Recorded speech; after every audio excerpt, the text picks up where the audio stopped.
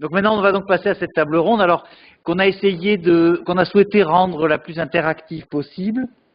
Donc, je vais poser une série de questions aux intervenants de la table, sachant que certains ont souhaité projeter quelques diapositives pour éclairer leurs propos.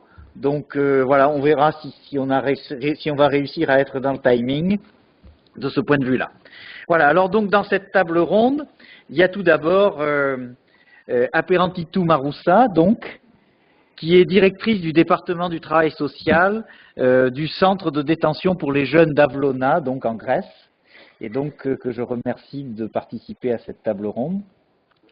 Il y a aussi Juana Marie Morcillo Martinez, qui a fait un doctorat sur la migration des femmes marocaines en Andalousie, et qui est actuellement membre du conseil d'administration de l'association Adelante.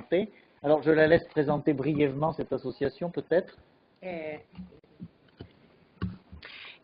Bonjour, merci beaucoup, Christophe.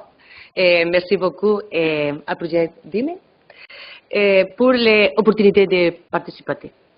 Je suis, comme a dit Christophe, membre du conseil de l'administration de l'association Adelante en Andalucía, en España, Andalucía, España, visé à l'intégration sociale en Andalousie des collectifs d'immigration de la femme en Andalousie.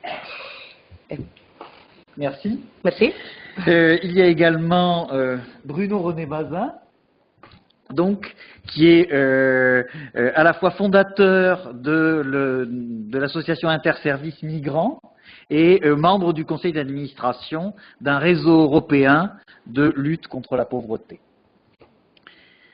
Nous avons aussi Philippe Elias, donc, qui est directeur des établissements du COS en Aquitaine et directeur du pôle précarité sociale du COS. Je le laisse peut-être dire ce que c'est rapidement que le COS. Oui, juste un tout petit mot pour vous dire qu'on accueille sur l'Aquitaine et plus généralement en France beaucoup de migrants à travers notamment le regard des demandeurs d'asile et des réfugiés politiques. Merci. Et donc, et puis nous avons aussi Ima De Pascale, donc qui est psychologue, juge honoraire du tribunal pour mineurs de Tarente, et qui a également écrit un livre, coécrit un livre, donc qui s'appelle « Une tête bien faite dans une société accueillante, savoir inclure et valoriser les migrants dans la société d'accueil ». Donc, je la laisse présenter rapidement son livre. Voilà. Donc, une première question d'abord, puisque nous avons des intervenants qui viennent des 4 pays qui ont collaboré à la réalisation de ce projet. Donc, une question d'abord, eh bien, puisque cette table ronde est intitulée « État des lieux de la migration », c'est ce que nous allons commencer par faire, donc, à savoir un petit peu qu'est-ce qui se passe actuellement en termes migratoires dans chacun des pays impliqués dans le projet DIM. Alors, je vais peut-être commencer par Philippe. Donc, en France, où est-ce qu'on en est en termes d'évolution des flux migratoires ? Bon, je ne vais pas vous assommer de statistiques parce que d'abord, j'en ai pas la compétence, mais peut-être quelques chiffres clés qui nous donnent l'état un peu de la situation, et on va partir des chiffres de 2017. Tout d'abord, 3 400 000 visas. Bon, donc ça, c'est le flux de toute personne, touriste bien entendu, hein, principalement, qui viennent sur le territoire nous rendre visite. Sur ce chiffre-là, qui n'a pas trop d'importance pour nos échanges, on va noter 2 chiffres importants. 260 000 premiers titres de séjour délivrés par l'État français. Madame Dufour rappelait tout à l'heure que c'était 230 en 2016. Donc on a là une augmentation, qui est donc plus de 14% entre 2016 et 2017. 100 000 demandeurs d'asile, j'arrondis un peu les chiffres, hein, je m'en excuse, 100 000 demandeurs d'asile sur le territoire français, là encore une augmentation de 17% par rapport à 2016, et donc on voit bien que dans ces 2 chiffres-là, il y a un signe d'une augmentation de la pression migratoire sur le territoire français. Cette pression, elle est dans une courbe dont M. Bergounian pourra mieux nous la délivrer, mais en tous les cas, nous indique que forcément la question de la migration, ça n'est pas une question qui est derrière nous. Au contraire, c'est une question qui est devant nous. C'est-à-dire que, quelles que soient les politiques publiques plus ou moins fermées ou ouvertes, de toute façon, il existe un flux migratoire sur le territoire, qu'il soit plutôt clandestin, qu'il soit au titre de la Convention de Genève, en tous les cas la demande d'asile, ou qu'il soit tout simplement une immigration qui soit légalisée par la venue des gens. Deux autres chiffres importants. Le premier, c'est le nombre de réfugiés politiques qui, je le cherche, je m'en excuse, qui est de 32 000 réfugiés sur le territoire français, c'est-à-dire près de 35% des personnes qui demandent l'asile politique obtiennent le statut de réfugié. C'est un chiffre qui est en augmentation relativement importante, certainement dû d'ailleurs à des flux migratoires liés à des phénomènes de guerre, notamment la Syrie, pour ne citer que cet exemple-là. Et puis 27 000 reconduites à la frontière, qui montrent aussi effectivement une réalité de personnes qui n'obtiennent pas le statut de réfugié et qui sont donc reconduites à la frontière. Sur la question des 260 000 personnes et qui sont un peu quel est ce flux, on y retrouve le regroupement familial, 91 000 personnes, ce sont les chiffres de 2017. Les étudiants, 80 000 personnes. La migration professionnelle, 27 000. Et puis 40 000 à titre humanitaire et 14 000 divers. J'ai pas su ce qu'était le divers. Peut-être ce sont des mineurs étrangers isolés qui deviennent majeurs, mais je n'ai pas le chiffre exact. Voilà un peu quelle est la situation sur la France. Merci. Alors, en restant peut-être encore en France, peut-être que Bruno, vous avez quelques éléments à ajouter sur ce qui a été dit. Non, je n'ai pas vraiment d'éléments. Moi, je pourrais dire, je parle de mon expérience dans la société civile et pas, je n'ai pas de compétences sur les chiffres, je n'ai pas de compétences sur, mais c'est plutôt le ressenti de la société civile que je voudrais redire. Je pense que la pression, elle est très exacte. On en reparlera peut-être plus tout à l'heure. Et également, je dirais, l'ouverture de la population à l'accueil des migrants, c'est beaucoup ouvert. Je dis, la société s'est ouverte beaucoup après l'histoire de Calais, quand il y a eu la ventilation des migrants qui étaient à Calais, où le ministre Cazeneuve a eu cette idée, poussée par des associations, c'est évident, et l'expérience qu'avaient les associations de l'accueil, de dire, mais ne laissons pas les gens bloqués sur place. Il y a d'autres espaces en France où les gens sont prêts à accueillir, même s'il y a eu quelques difficultés locales. Et je pense que c'est une donnée très importante à prendre en compte dans l'accueil des migrants en France aujourd'hui, c'est le changement, dont la presse n'a pas été forcément toujours un écho très favorable, le changement de regard des Français sur l'immigration. Merci beaucoup. Effectivement, c'est intéressant vu que, en général, effectivement, les médias donnent plutôt une vision plutôt péjorative de la disposition, des dispositions à l'accueil de la population. Et effectivement, c'est intéressant d'avoir ce point de vue beaucoup plus nuancé. Alors, Juana Marie, donc, pour l'Espagne, où est-ce qu'on en est donc sur la situation migratoire actuellement? En Espagne, dans une phase démographique où l'immigration marque l'évolution de la population. C'est-à-dire, encore, il est important de tenir en compte des conséquences que l'arrivée d'étrangers à notre pays par l'autre de les sorties des Espagnols d'autres régions du monde. C'est pourquoi il est très important de tenir en compte que les flux migratoires sont fondamentaux tant pour l'économie du pays comme pour l'évolution de la population espagnole. De plus, la posture et attitude des experts est claire. Les flux migratoires sont ce qui marque le pas de l'évolution dans les population, un élément indispensable pour garantir le welfare state, protection sociale.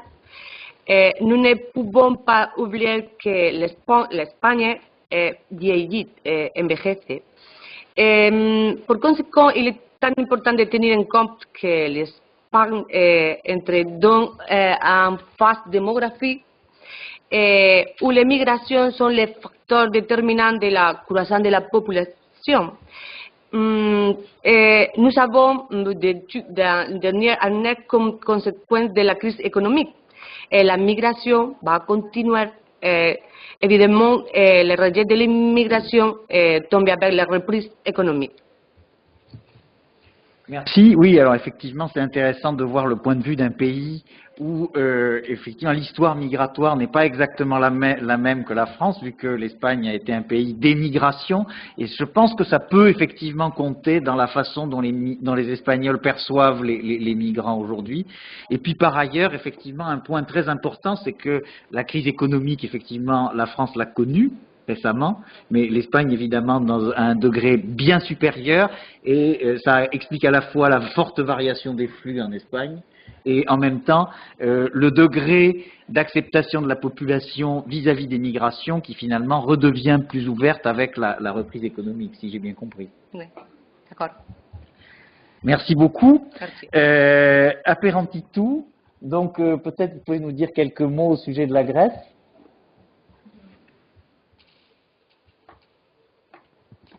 Good morning. Greece didn't used to be a country of destination for migrants till the beginning of the 90s.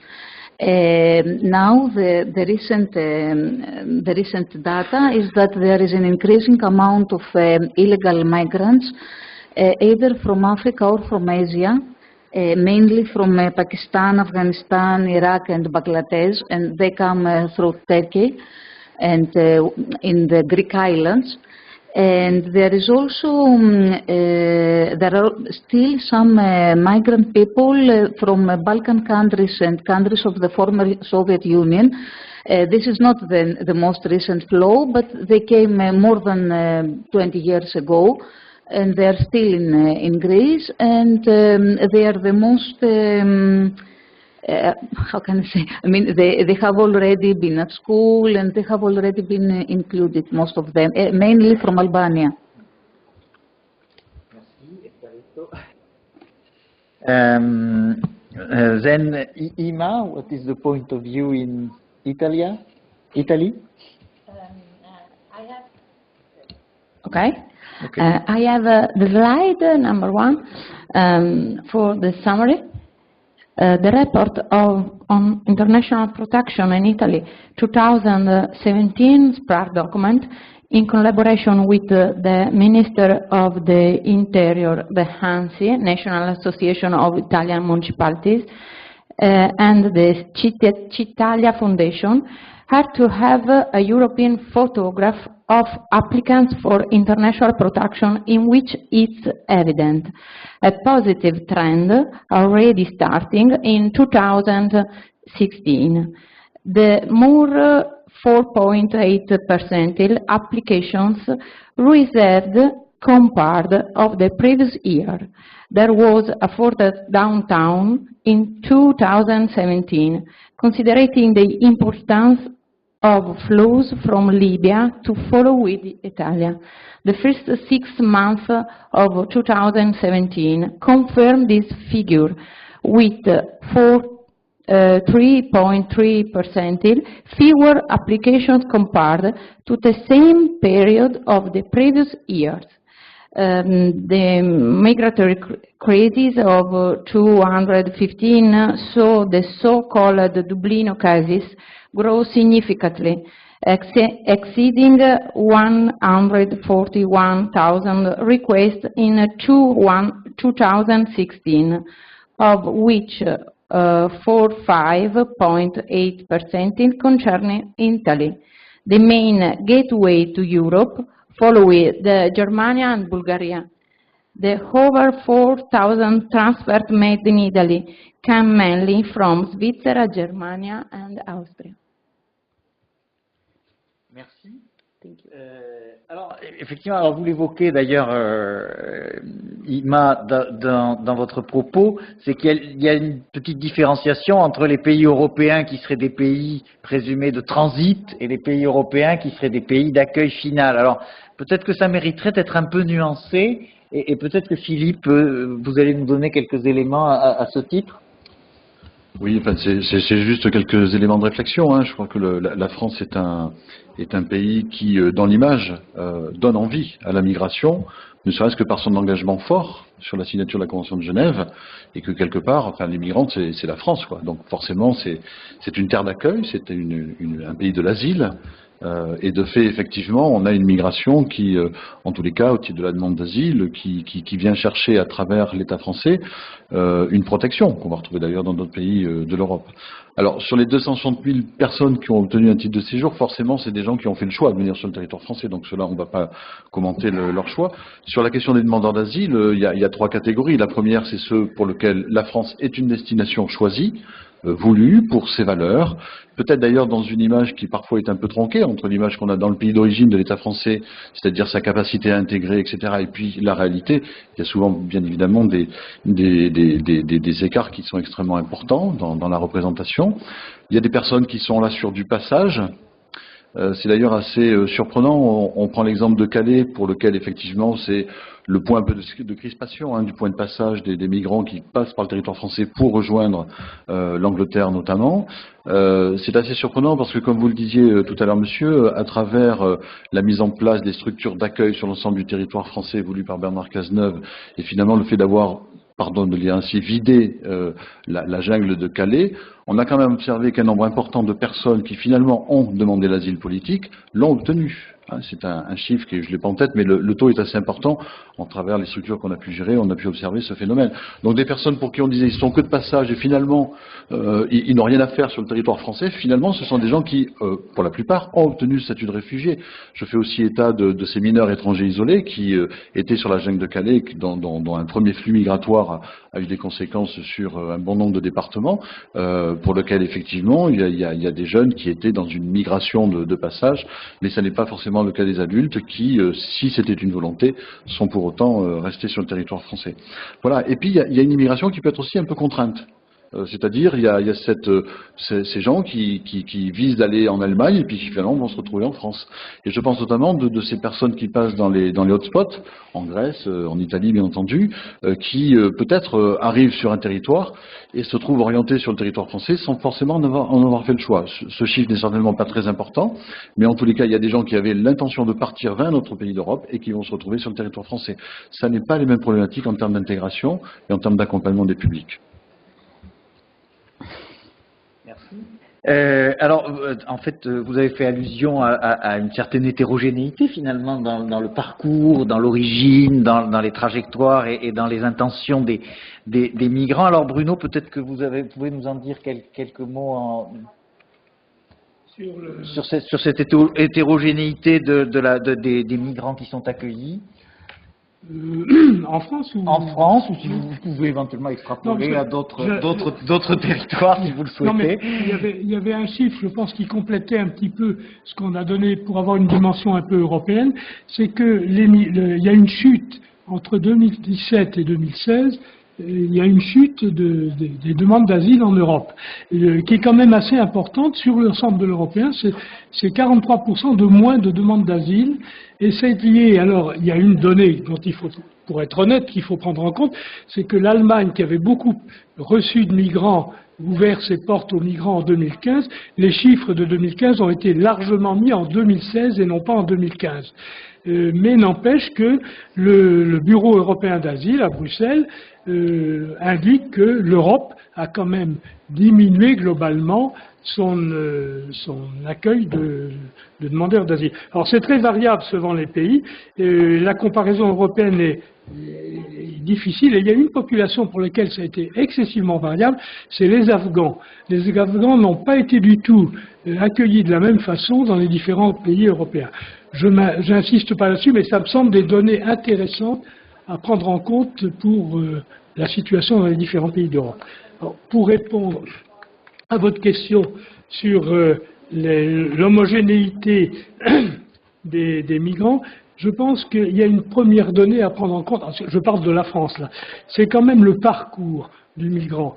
Il est très intéressant d'ailleurs que dans la loi qui est en cours d'examen actuellement au Sénat, on prend en compte cette donnée du parcours du migrant depuis son pays d'origine jusqu'à sa demande, son arrivée en France et la situation dans laquelle il se trouve, soit demandeur d'asile, soit autre type de migration. Et je pense que, suivant la situation dans laquelle se trouve le pays de départ, soit pays en grève, soit pays en guerre, soit pays en très grande difficulté économique, soit, pour certains d'entre eux déjà maintenant, des réfugiés climatiques, il est évident que leur parcours n'est pas le même, leur motivation à arriver en Europe n'est pas la même, et que cette notion du parcours est très importante. Je rajoute un point un peu particulier pour la France, et que je pense qu'en France, on a beaucoup plus peut-être que dans d'autres pays européens le système du regroupement familial, c'est-à-dire qu'on a plus affaire à des groupements familiaux de type très divers de ceux auxquels on est habitué chez nous peut-être, mais qui complexifient encore un petit peu les données de l'accueil et la façon dont les familles sont accueillies pour les problèmes de logement, pour des problèmes, j'insiste aussi sur un point qui est très important, du jour où tous les demandeurs sont obligés d'aller se présenter à Paris pour faire leur démarche, il est évident qu'une femme seule avec 2 enfants, c'est pas évident, surtout que l'accueil n'est pas prévu autour. Le billet de train est bien prévu, mais pas l'accueil, et qu'est-ce qu'on fait des enfants qui n'ont pas le droit d'assister à l'entretien de la demande d'asile? Merci beaucoup. Ima, maybe you have something to add about the heterogeneity of migrants in Italy? Yes.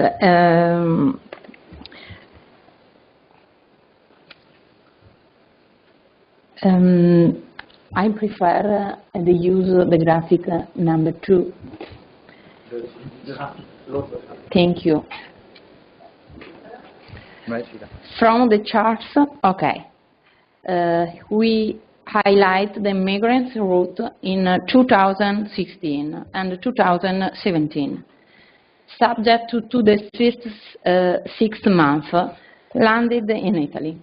In 2016, the questions for international protection were presented more 47% compared to 2015.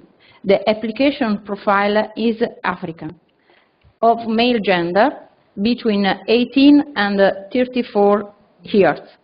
The first 5 countries of original hair in order: Nigeria, Pakistan, Gambia, Senegal, and Costa d'Avorio. Date on asylum applications recorded a further increase in the first 6 months of 2017, equal to 45%, more than in the same period of the previous year.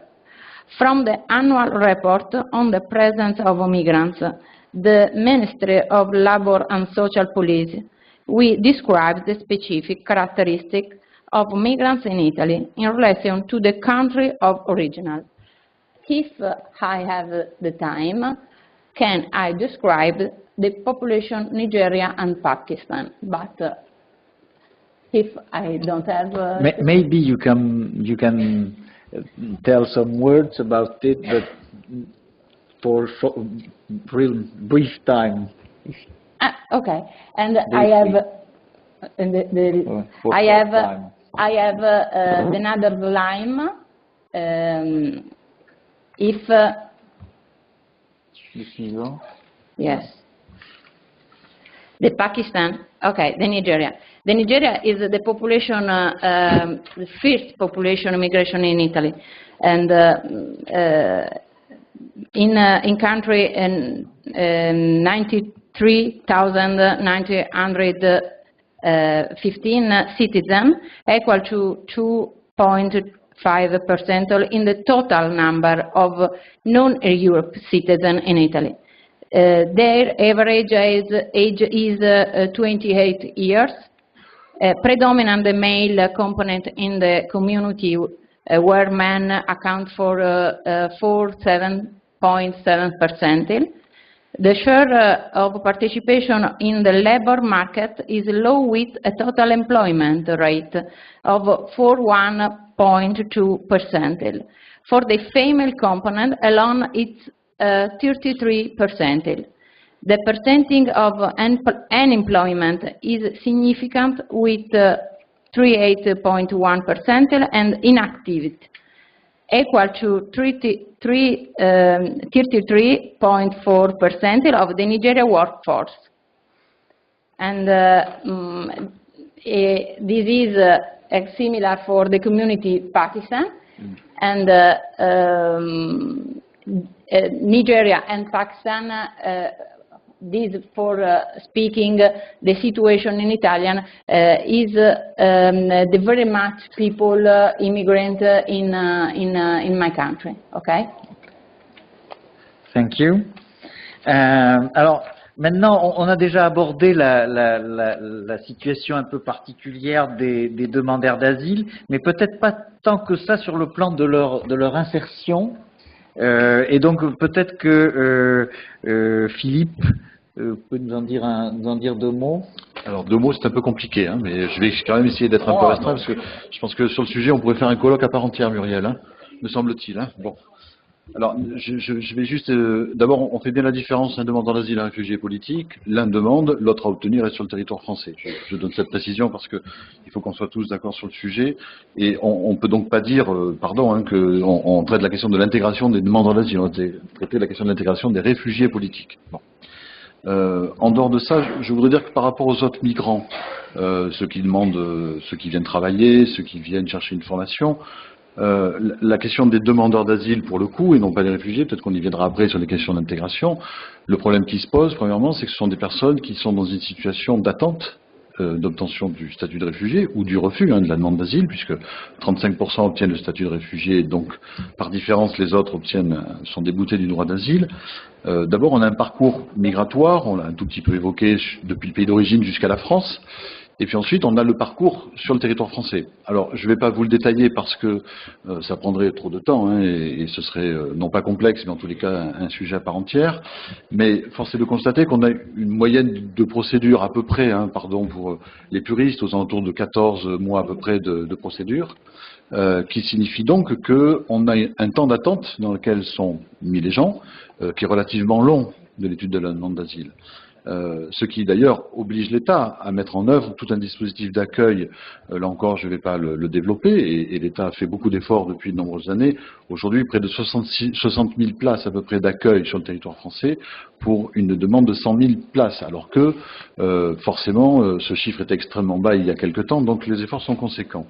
Néanmoins, pas suffisants, puisque par différence, il y a quand même des personnes qui se retrouvent dans des situations extrêmement difficiles. La première situation, c'est la méconnaissance du parcours et du combattant, on va l'appeler un peu comme ça, et donc le besoin d'un accompagnement relativement renforcé que trouvent d'ailleurs les migrants en général sur le territoire français, à travers soit des accueils sur des lieux spécialisés, que sont des plateformes d'accueil pour accompagner les personnes, ou des lieux d'hébergement, donc j'y reviens pas.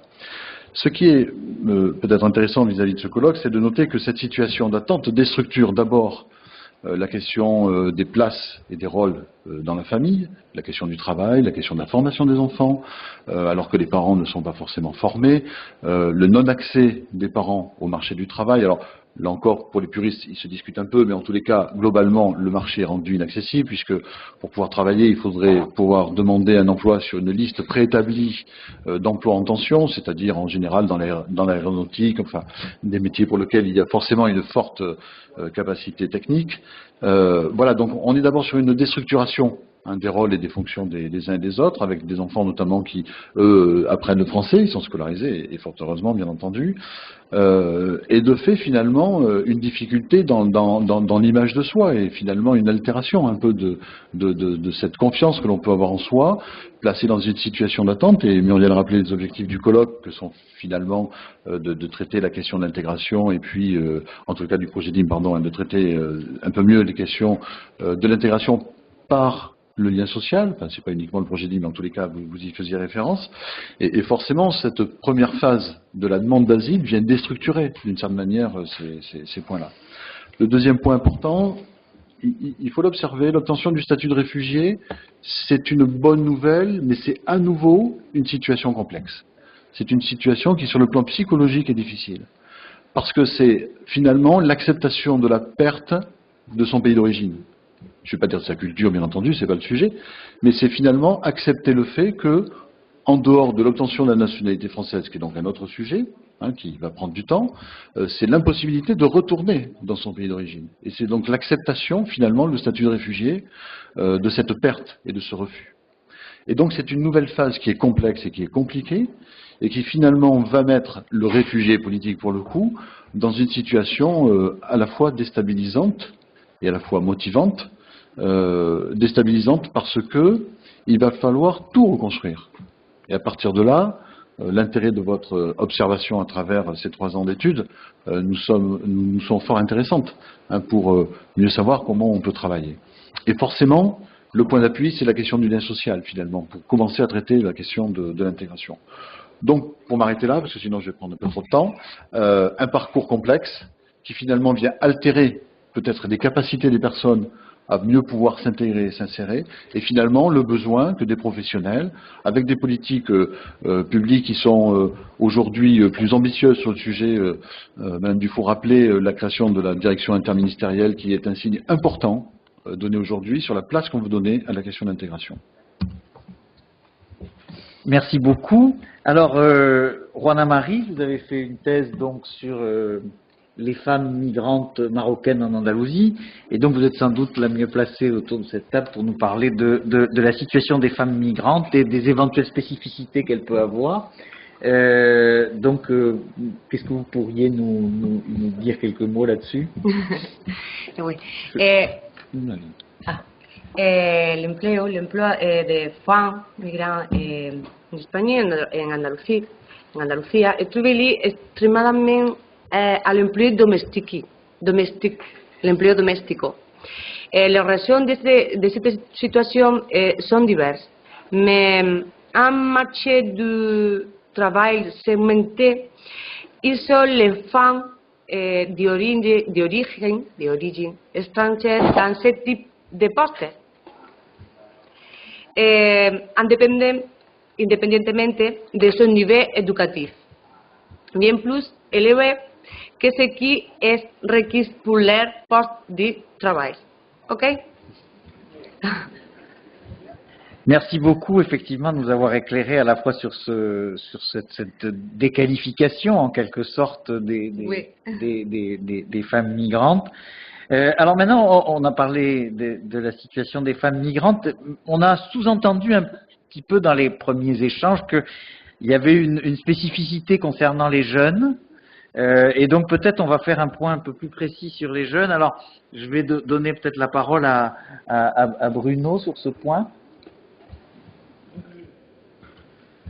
En ce qui concerne les jeunes, on s'aperçoit que depuis quelques années, surtout depuis 2 ans, la présence de jeunes et surtout des mineurs migrants isolés est de plus importante en France. D'ailleurs, on les trouve aussi dans les migrants qui traversent la Méditerranée. Il y a de plus en plus de jeunes.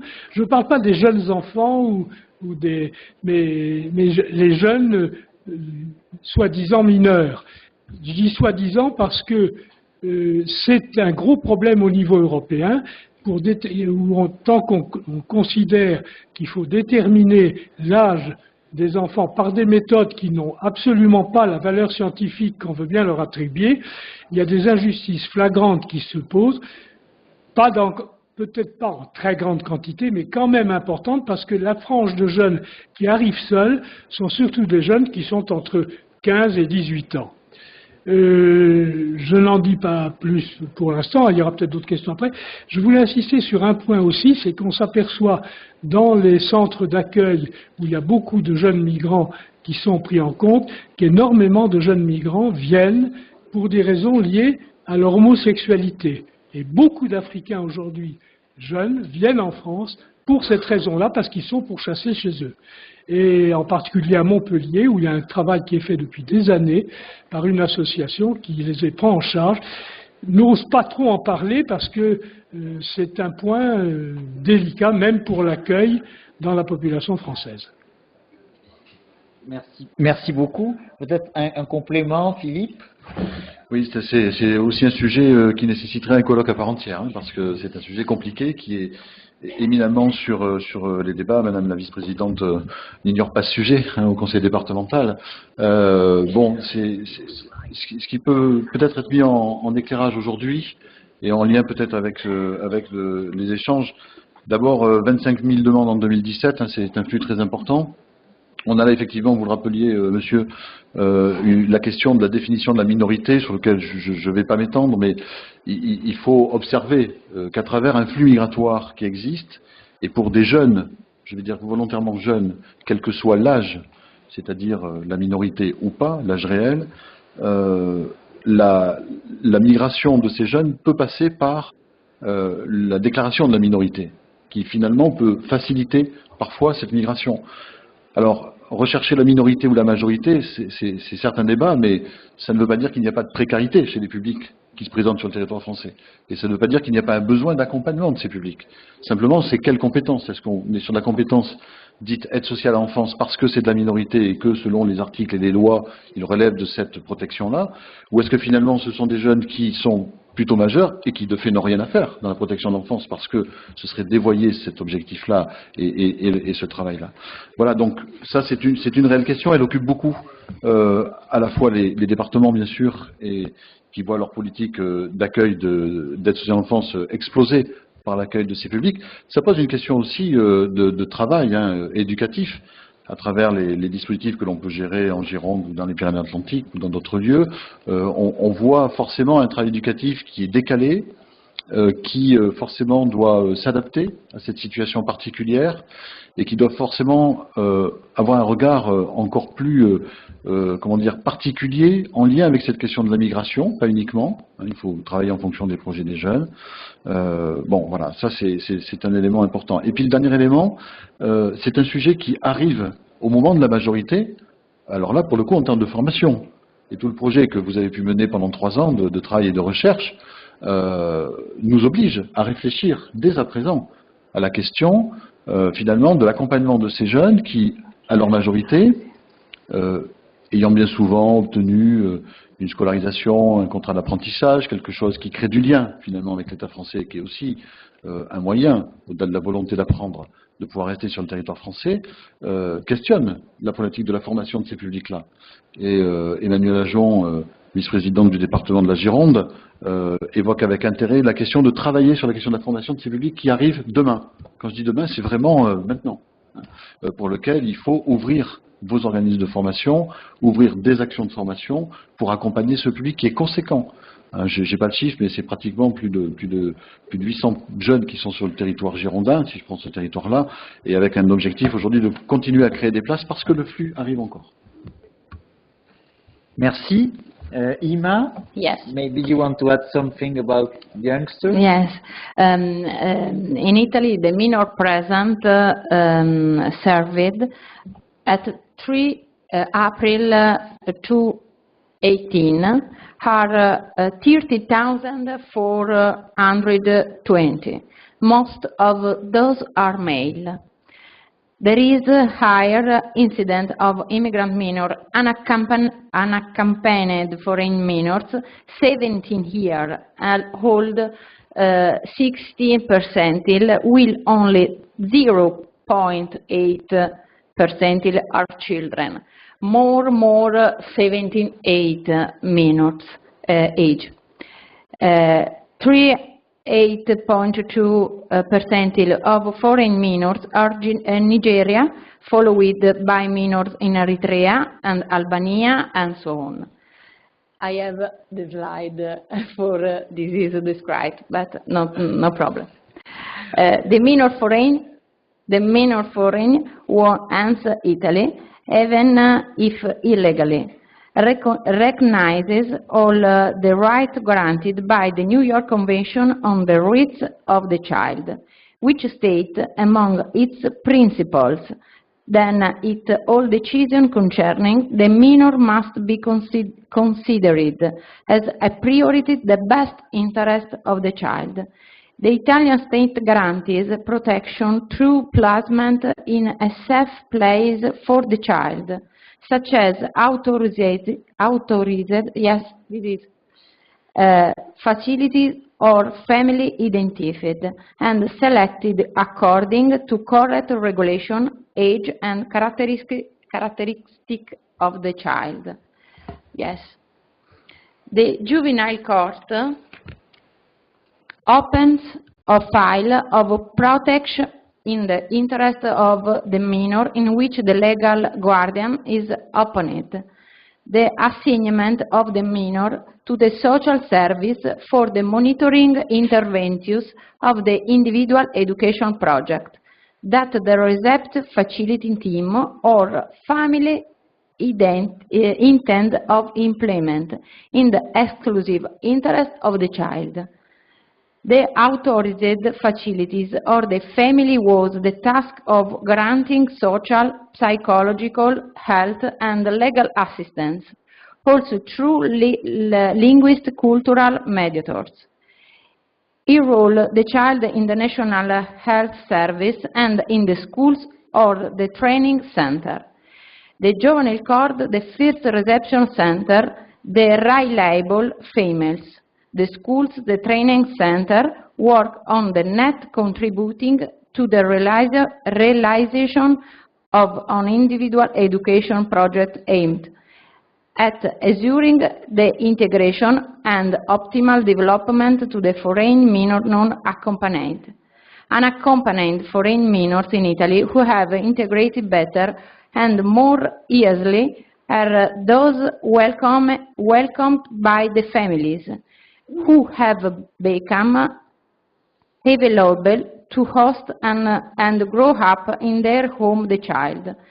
Direct experience with the language, social roles, habits, and customs of the host country, I think, are the most effective contest for including and integrating different cultures. And another aspect, in my juvenile court, there is the partnership and the church and the office, the municipal, for individual, the family, Italian family, for to including in my home the minors unaccompanied. And then experience, it's very, very efficient. This is project. But one problem, the minor arrived in Italy are whole adolescent. And this is the problem principal. Because the family prefer the child. This is a very problem. Okay. Thank you. Yes. Apperantitou, you have a special presentation about youngsters in jail. Okay. Yes, thanks. I thought that we were going, all of us, to have a presentation. That's why I made this. My name is Marousa Apperantitou, and I come from Greece, and I work for the Greek Ministry of Justice. It's a great honor and a pleasure for me to be invited to this conference. I work in one of the two prisons that are for young offenders in Greece. It is the biggest one, and it's called EKNA. The acronym is for the Greek words, the Greek title of the prison. And the logo is a tree where prisoners, young people as birds, stay for a while before they continue their life. That's what we dream of, at least.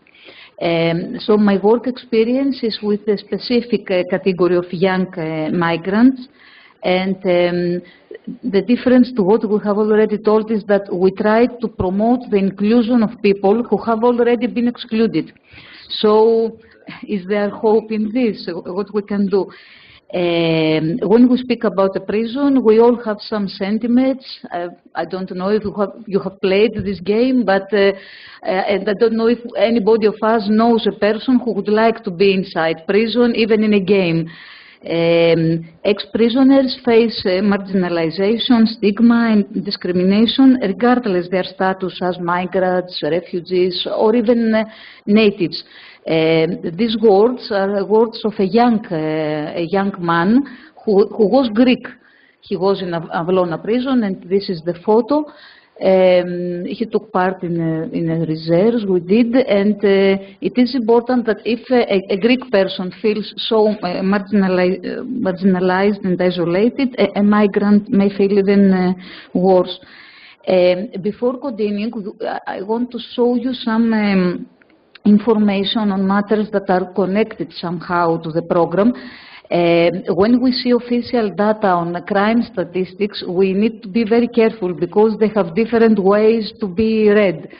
Journalists may use the data in order to grow the fear of crime and to grow a fear for immigrants to the people. So the public may feel that they are somehow connected with more violence. We know that there are different ways of reading this data. So what we can see here, these are in the site, the official site of the Greek Ministry of Justice, and we see that foreign nationals are overrepresented in prison population of Greece.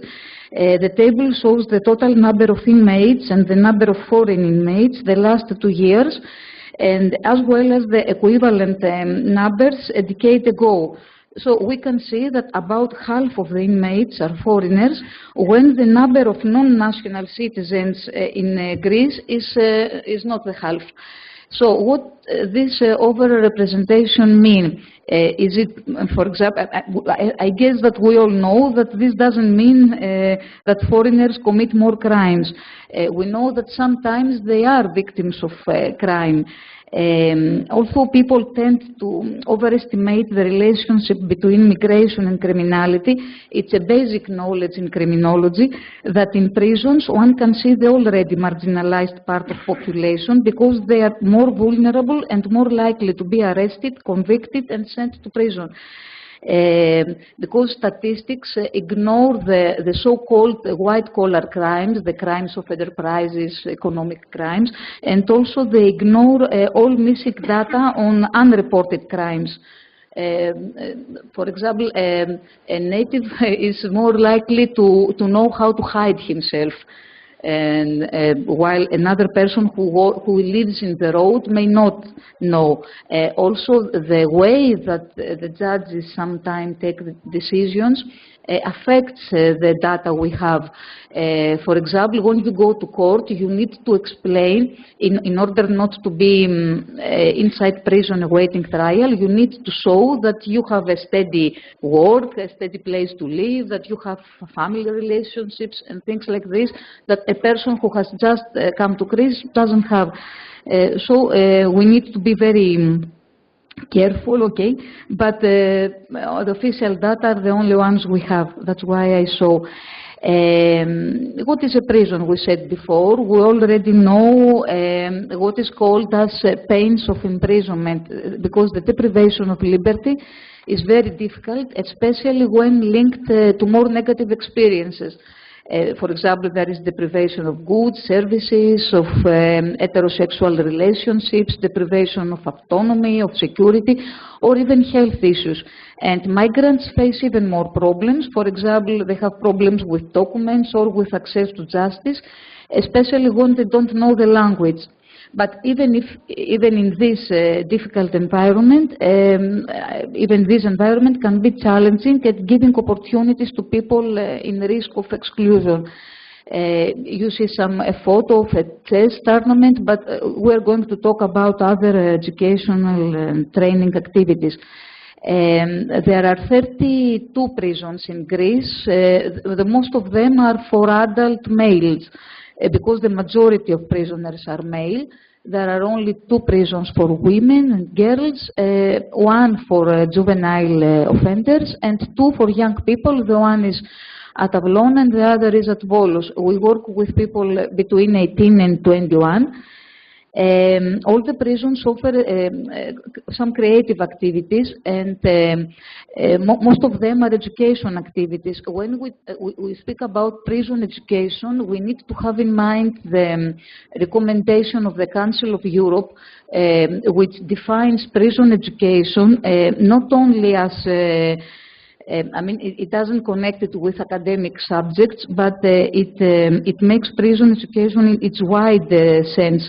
It includes library services, vocational education, cultural activities, social education, physical educations, and sports.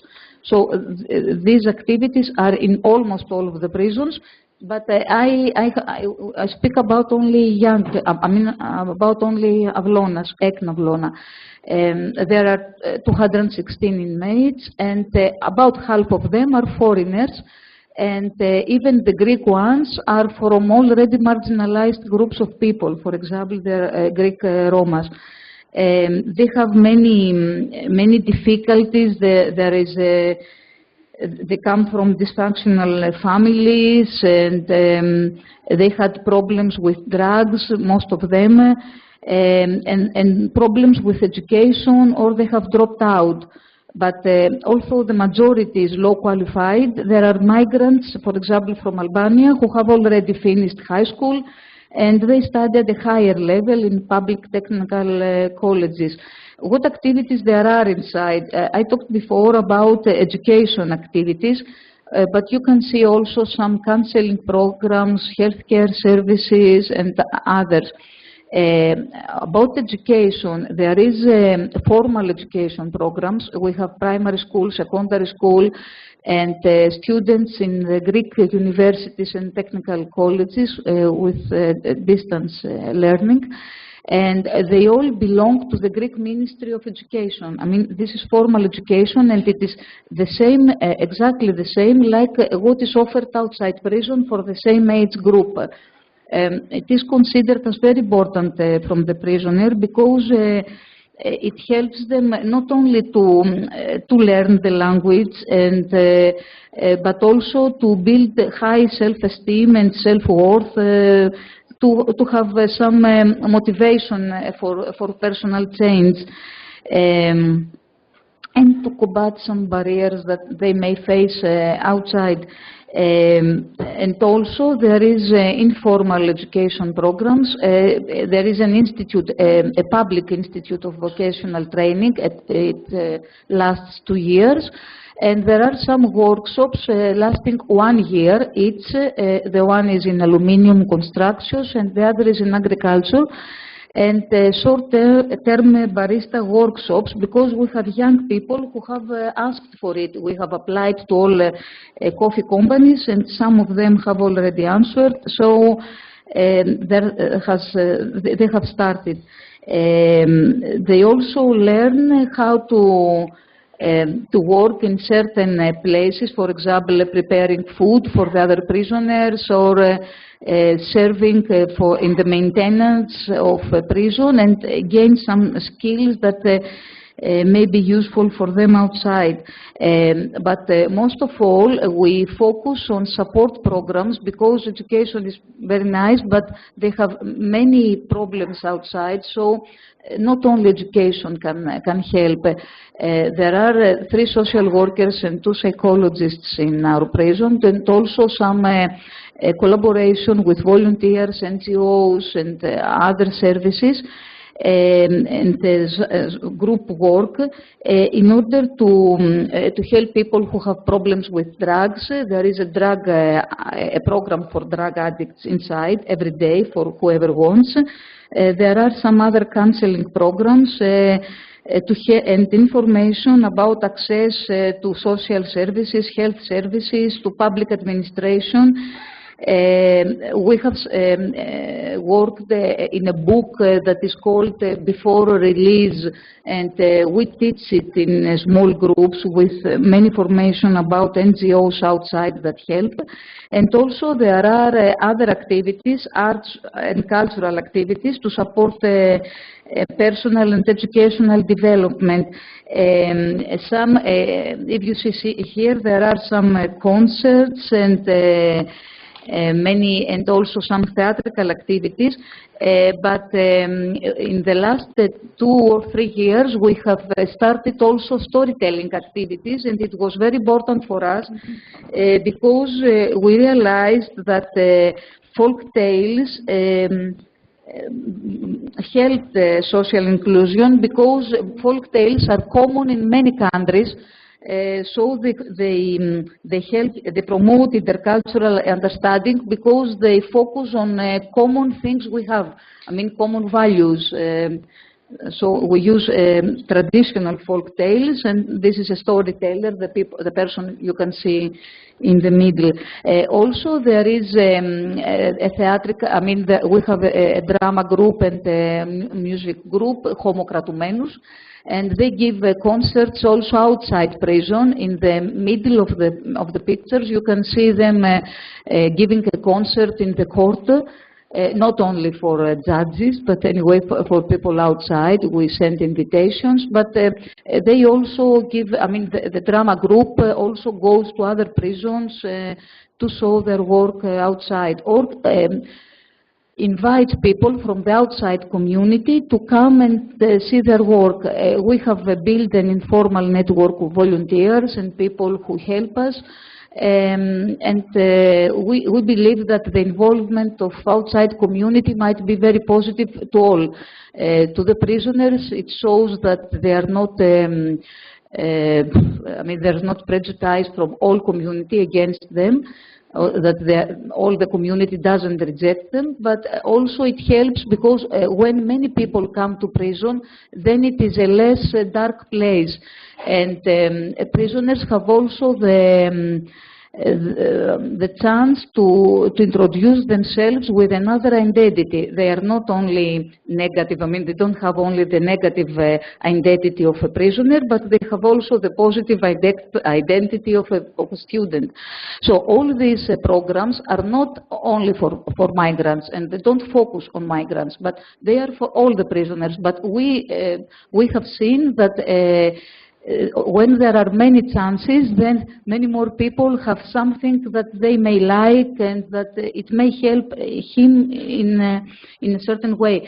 Then you can see some other activities here, and there are some pictures. The University of Fine Arts, the students of the University of Fine Arts in Athens, with the support of their teachers and together with the young inmates, they painted some walls in the prison. Prisoners went outside to the National Museum of Contemporary Art and showed some of their work. And of course, a prison is not is always a prison anyway, but it can give some hope. And this is the last picture where we can see prisoners together with an artist. They plant olive trees in helmets. And now we're waiting for the roots to break the helmets and break the concrete, and we have this hope. And this is our website, where it is in Greek, but you can see pictures, and you can see also our email, where we can send some more information or ideas. Thanks a lot. I had many things, but I tried. Thank you, Apprentictout.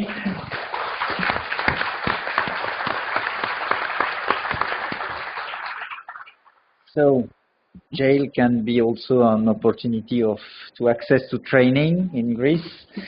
Alors, puisqu'on parle de formation, maintenant, on a eu lors des entretiens préalables, parce que Muriel vous a présenté tout à l'heure les différentes étapes de réalisation du projet, et lors de ces étapes, on a procédé à un certain nombre d'entretiens auprès de formateurs, auprès de migrants, et un certain nombre d'entre eux, migrants et formateurs, ont signalé qu'effectivement ils avaient une certaine absence de motivation vis-à-vis de la formation. Pour les migrants, présenté du point de vue des migrants, c'était une manière de dire que finalement j'ai d'autres problèmes à résoudre avant de me former. Et présenté du point de vue des formateurs, c'est finalement ils sont là, mais ils n'ont pas choisi d'être là. Donc du coup finalement, alors ma question c'est peut-être à Juan Amari d'abord, est-ce que finalement ce phénomène en Espagne est généralisé, et s'il l'est, est-ce qu'il concerne des formations en particulier ou des migrants en particulier? Selon les centres de recherche et sociologie de 2017, les préoccupations... Non, non. Pardon. Non, c'est pas ça. C'est la dernière. Non. Si, c'est ça. Oh. No, no sé. Si, c'est ça. Esto y esto. Pardon. Ah, ok. Non, non, non. Dans ce sens, il est important de tenir en compte que, par exemple, que la population immigrante d'Espagne suit dans cette de formation que lui est proposée. L'Espagne est déjà de la deuxième phase migratoire en phase de stabilisation de la population migrante qui acquit en majorité la nationalité ou bien permis de séjour permanent. OK? Pardon. Merci beaucoup. Alors, est-ce que...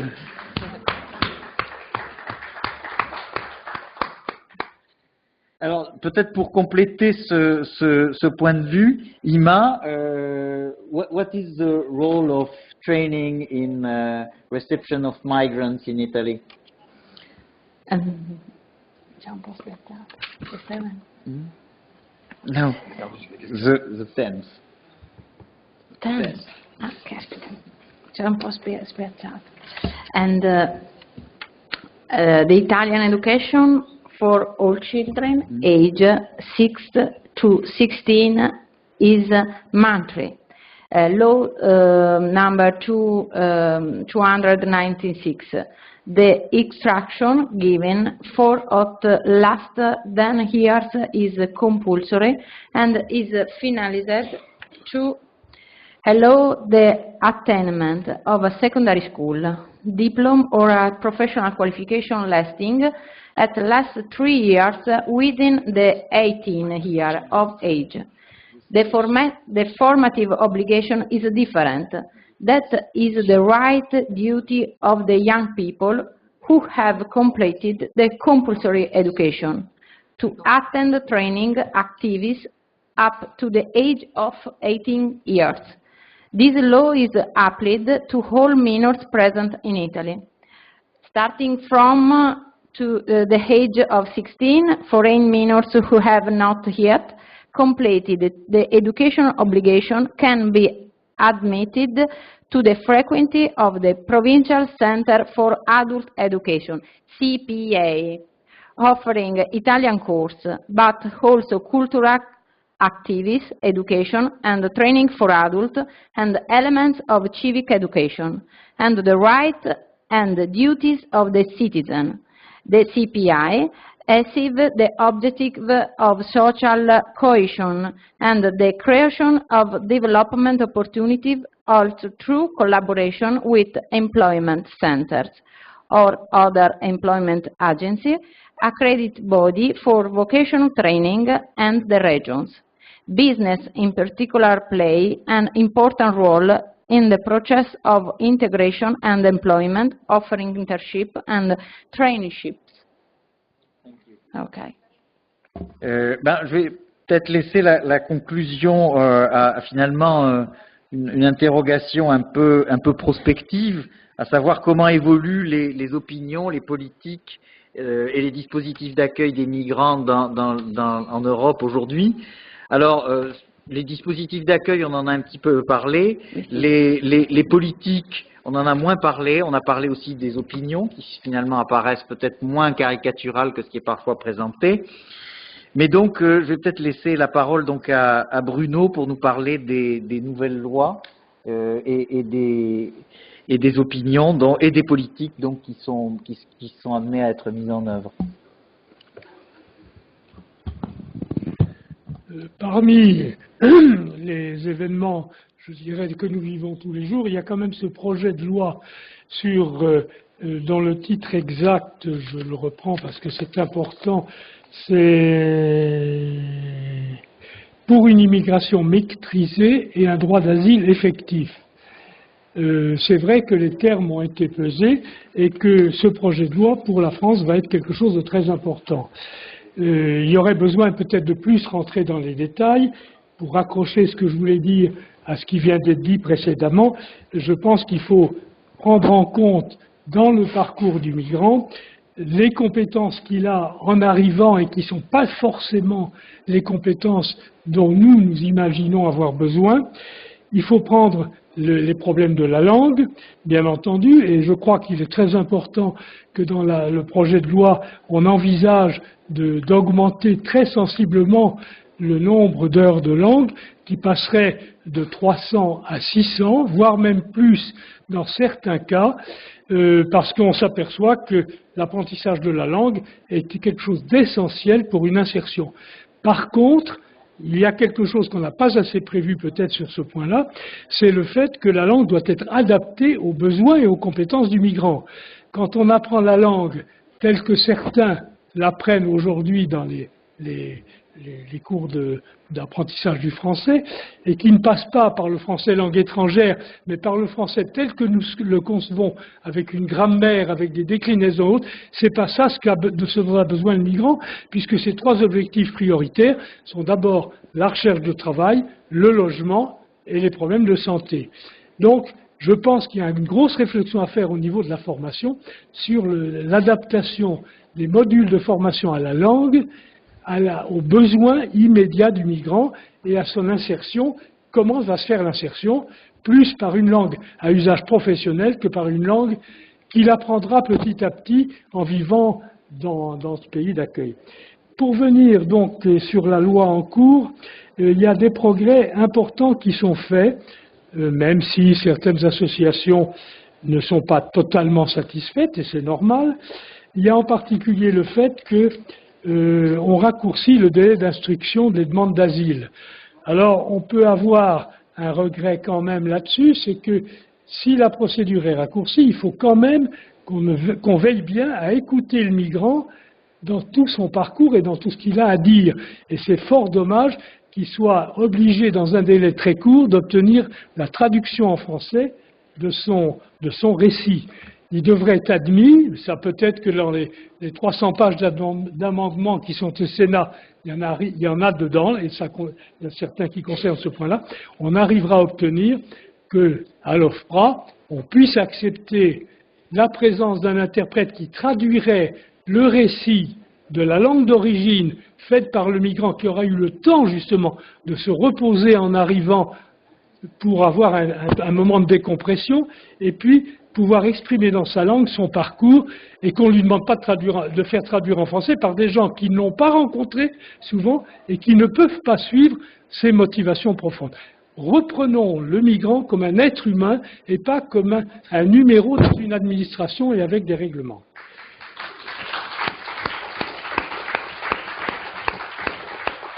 L'autre point important de ce projet de loi, c'est que l'autorisation de travail, même si elle ne sera pas donnée immédiatement, comme ça existe dans certains pays européens, en Angleterre par exemple, le migrant qui arrive, dès qu'il a déposé un dossier de demande, a droit à travailler. Ce n'est pas le cas en France où le délai est actuellement de 9 mois, il va être amené à 6 mois, je pense que ça va passer, et ça c'est une très bonne chose. Espérons que c'est un pas pour aller plus rapidement, parce qu'il est bien évident que si on est conscient de l'incident, on se met un peu dans la peau du migrant, il vient d'arriver, il y a peut-être la solidarité du pays d'accueil et la solidarité quelquefois de communautés qui sont arrivées avant lui, mais ça ne peut pas durer longtemps, et pour survivre, on sait qu'on a besoin de travailler. Donc donnons-lui la possibilité de travailler. Quand en plus il y a une hypocrisie considérable, alors que le travail au noir est interdit en France, tout le monde sait très bien que le migrant travaille au noir. Il faut bien survivre. Donc sortons de cette hypocrisie, et je crois que c'est important que dans la loi, il y ait des députés qui l'aient dit. Le dernier point, les deux derniers points qui me paraissent importants, le fait du titre séjour, qui ne sera plus un titre séjour annuel mais pluriannuel, ce qui va soulager quand même beaucoup le migrant, dont je vous rappelle qu'il passe au moins pour la première fois 4 fois en préfecture. Et puis le délit de solidarité pour les associations, on en parlera peut-être dans le cadre des solidarités qui doivent exister pour avoir une bonne cohésion sociale, comme l'a dit Madame tout à l'heure. Et je crois que ça aussi, c'est un point très important, le fait qu'on ait supprimé ce point-là. Sur le plan européen, 2 points, il va y avoir des changements importants. Je pense personnellement que Dublin est quand même actuellement très en discussion, et évidemment l'Europe n'est pas unie sur une politique migratoire. Et c'est dommage, parce qu'au fond, il n'y a pas de crise migratoire en Europe, mais il y a une crise des politiques migratoires. Et tant qu'on n'aura pas résolu cette crise des politiques migratoires, on imaginera, et l'opinion publique imaginera, qu'il y a une crise migratoire. Mais il n'y a pas de crise migratoire. Regardons ce qui se passe dans le monde. L'immigration en Europe est très faible par rapport à nos possibilités d'accueil. On est quand même 800 millions en Europe, bientôt, pour pouvoir accueillir. L'accueil ne se fait pas de la même façon partout. Donc, 2 points. Je suis rapide sur l'Europe. Il faudrait absolument qu'on puisse développer ce qu'on a appelé les points de passage, les voies de passage, les corridors humanitaires, qui sont largement utilisés actuellement pour les réfugiés venant d'Irak et de Syrie, mais qui ne sont pas du tout développés pour les autres circuits. On laisse comme corridor la Méditerranée avec les passeurs, c'est quand même pas très bon. Donc je pense que la mise en place de corridors humanitaires sous le contrôle de l'Europe, et ça pourrait rentrer dans Frontex, qui n'est pas seulement, contrairement à ce qu'on le croit, au départ, n'était pas prévu que simplement une militarisation des frontières de l'Europe. Ça devient un peu ça, et il faudrait peut-être qu'on réfléchisse au fait d'ouvrir les corridors humanitaires sur l'immigration autre que cette immigration venant de Syrie et d'Irak, qui est quand même très importante. Et puis alors, un autre point très inquiétant, sur lequel peut-être que la réunion des chefs d'État et de gouvernement prochaine, dont les politiques migratoires vont être un point important, va réfléchir sur les hotspots que l'Europe a placés dans différents pays extérieurs. Quand on pense que certains pays ont conclu des accords, par exemple avec le Maroc, pour faire une présélection au Maroc, que d'autres pays comme la France envisagent de le faire en Tunisie, par exemple, qu'on a créé des hotspots, le plus important que vous connaissez tous, c'est la Turquie, qui n'a résolu quasiment pas le problème des passages de la Turquie vers l'Europe. Ça a diminué le flux d'entrée en Europe, mais les migrants en Turquie sont toujours aussi nombreux. Et il en arrive tous les jours. Il en arrive plus, je dirais, en Turquie aujourd'hui qu'il en arrive, par exemple, en région parisienne, où on sait qu'il y en a 70 à 80 tous les jours en plus. Et c'est le point où il en arrive le plus en France. Soyons conscients de cela. Bon, j'aurais beaucoup d'autres choses à dire. J'ai un peu exprimé des désirs de la société civile que je ressens moi depuis des années, que je partage avec d'autres et que je sais je partage avec vous.